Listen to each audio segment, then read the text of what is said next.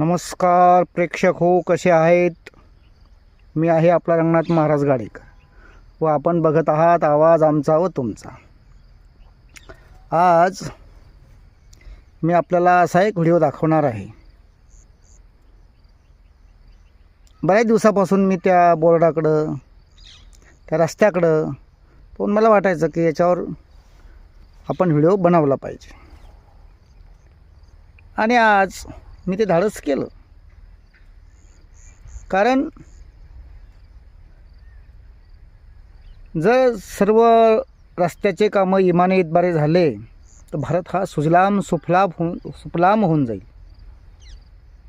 परंतु भ्रष्टाचारानं एवढं पोखरलेलं आहे की आज आम्ही आमच्या कामात व्यस्त असतो आणि हे मात्र मंडळी मर्यादा मारित असतात, कामं इमानीतबारी करीत नाही. तर बघा, हा व्हिडिओ मी तुम्हाला दाखवतोय. मित्र हो, नमस्कार, कसे आहात? मी आहे आपला रंगनाथ महाराज गाडेकर. आपण ऐकत आहात आवाज आमचा व तुमचा. आपण जे बोर्ड बघता, मुख्यमंत्री ग्राम सडक योजना, शेलगाव शेवता आडगावपासून सुरुवात या रस्त्याची, आणि त्याच्यावर सगळं डिटेलवर वर्णन दिलेलं आहे. किती डांबर पाहिजे, किती खडी पाहिजे, सगळ्या गोष्टी. परंतु ॲक्च्युअल फक्त हे लोक बोर्डवर रंगवितात आणि प्रत्यक्षात काम मात्र तसं होत नाही. हा दुसरा बोर्ड आहे.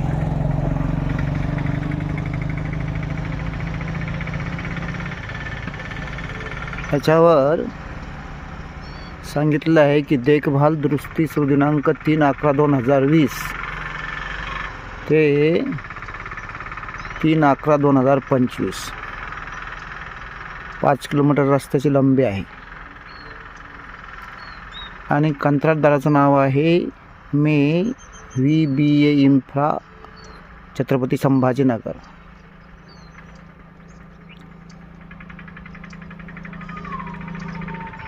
रस्त्याची दुरुस्तीसाठी रस्त्याचे लगत झाडे झुडपे काढणे व झाडाच्या फांद्या तोडणे वर्षातून एक वेळा पावसानंतर, कधी होत नाही. रेन कटची भराई करणे वर्षातून एक वेळा पावसानंतर. साईड पट्टीची दुरुस्ती करणे आवश्यक असेल तेव्हा. रस्त्यावरचे खड्डे व तडे भरणे आवश्यक असेल तेव्हा. रस्त्यालगत नालीची साफसफाई करणे आवश्यक असेल तेव्हा. नळकांडी पुलाची देखभाल दुरुस्ती करणे वर्षातून 2 वेळा. रोड फर्निचरची देखभाल व दुरुस्ती करणे आवश्यक असेल तेव्हा. नळकांडी पुलांना चुना करणे वर्षातून 1 वेळा. आणि त्यावर खर्च करण्यासाठी 2020 ते 2021 1,39,000. 2021-22 2,09,000. 2022 ते 23 2,87,000. 2023 ते 2024 म्हणजे या वर्षामध्ये, आर्थिक वर्षात 3,48,000. 2024-2025 4,18,000. म्हणजे प्रत्येक वर्षी वाढीव बजेट ठेवलेलं आहे. असे एकूण 5 वर्षामध्ये 14,01,000 रुपये या रोडच्या दुरुस्तीसाठी ठेवलेले आहे सरकारनं. परंतु हे जे लोक आहे हे असं कुठलंही काम करीत नाही, खर्च करीत नाही. यावर्षी फक्त हा बोर्ड रंगवला. हा बोर्ड रंगवणं चालू आहे. 1 किलोमीटरची खूण रंगवली. इथून समोर थोडंसं खड्डे बुजवले आणि बाजूचा JCB लावून साफ केला रस्ता. तर अशा पद्धतीनं हे लोक सरकारला, जनतेच्या पैशाला चुना लावतात. हाच कॉन्ट्रॅक्टर नाही, जवळजवळ अशा छोट्या रोडचे सर्वच सिव्हिल कॉन्ट्रॅक्टर असं चुना लावण्याचं काम करतात. कारण हे एकटे नाही, तरी त्यांना अधिकारी त्यांच्यामध्ये सामील असतात. मागच्या काळात तर असे अनेक रस्ते म्हणजे रोड पूर्ण न करता या लोकांनी खाऊन टाकले. त्यामुळं जी प्रगती व्हायची त्या प्रगतीला खीळ लागते.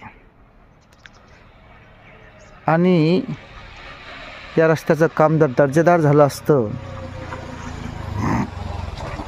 तो अजून तो जास्त दिवस टिकला असता. पण म्हणतात ना, रोजगार हमी ना अर्ध्यात तुम्ही आणि अर्ध्यात आम्ही.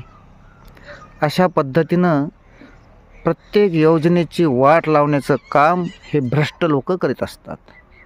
यासाठी जनतेनंच जागृत व्हायची आवश्यकता आहे. जनता जर जागृत झाली तर असं कामं करण्याचे, भ्रष्टाचार करण्याची या लोकांची हिंमत होणार नाही. म्हणून आपण या भारताचे सुजाण नागरिक व्हायला पाहिजे. जोपर्यंत नागरिक जागरूक होत नाही तोपर्यंत हे असंच चालू असणार आहे. आणि प्रत्येकाने जर असा विचार केला की मला काय करायचं, मला काय करायचं,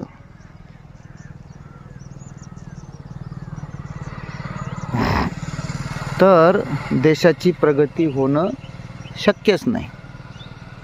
आपण म्हणतो, सरकारला जाब विचारतो, चायना कसं प्रगती करतो आहे, अमेरिका कशी प्रगती करतो, कशा आपल्या चायना तर आपल्याबरोबरच पाठीमागून स्वतंत्र झाला व आपल्या पुढं निघून गेला.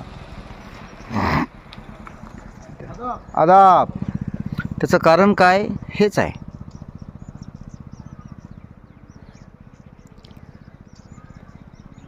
कारण जेवढा स्वच्छ कारभार, पारदर्शक कारभार असेल तेवढी देशाची प्रगती लवकर होते.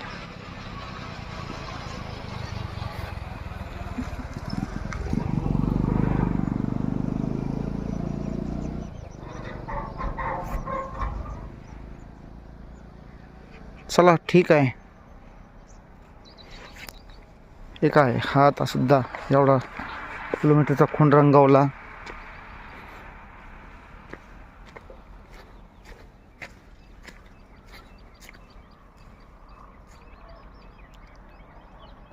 तर अशा पद्धतीनं हे लोक कामं करतात. म्हणून जागरूक व्हा, आपले अधिकार समजून घ्या आणि देशाची प्रगतीला हातभार लावा.